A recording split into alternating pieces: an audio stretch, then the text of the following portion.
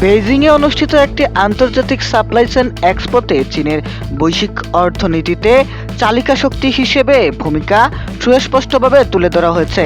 এক্সপোতে ৭০টিরও বেশি দেশের ৬৫০টি কোম্পানি অংশ নিচ্ছে, যাদের অনেকেই যুক্তরাষ্ট্র ও চীনের মধ্যকার বাণিজ্য যুদ্ধের ধাক্কায় ক্ষতিগ্রস্ত হয়েছে। তবে এই চ্যালেঞ্জের মধ্যেও এক্সপোর উদ্বোধনী বক্তৃতায় মার্কিন চিপ নির্মাতা প্রতিষ্ঠান এনভিডিয়ার সিইও জেনসেন হুয়াং চীনের উদ্ভাবন ও সহযোগিতার প্রশংসা করেন। তিনি বলেন, চীনের দ্রুতগতির উদ্ভাবনের নায়ক হচ্ছে এখানকার গবেষক, ডেভেলপার ও উদ্যোক্তারা। আজ চীনে এনভিডিয়ার উপর নির্ভর করে ১৫ লাখেরও বেশি ডেভেলপার তাদের প্রযুক্তিগত উদ্ভাবন বাস্তবায়ন করেছে। যুক্তরাষ্ট্রের ট্রাম্প প্রশাসন সম্প্রতি একটি গুরুত্বপূর্ণ সিদ্ধান্তে এনভিডিয়ার তৈরি H20 মডেলের এআই চিপ চীনে বিক্রির উপর থেকে নিষেধাজ্ঞা তুলে নিয়েছে। এই সিদ্ধান্ত এসেছে দুই দেশের মধ্যে বিরল খনিজ পদার্থ নিয়ে বাণিজ্যিক আলোচনার পরিপ্রেক্ষিতে।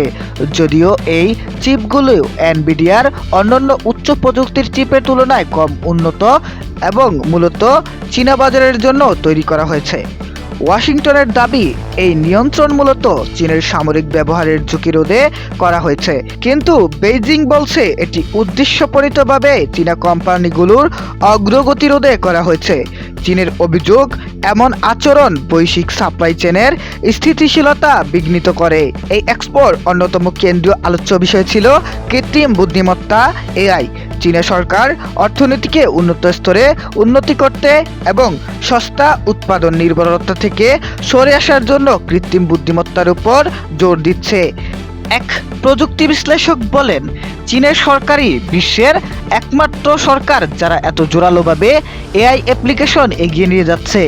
ইউরোপীয় ইউনিয়ন হোক বা আমেরিকা, তারা মূলত এআইয়ের কারণে কর্মসংস্থান হারানোর ভয়েই পিছিয়ে যাচ্ছে। বরং তারা অনেক সময় এআই প্রযুক্তির বিরুদ্ধেই অবস্থান নিচ্ছে।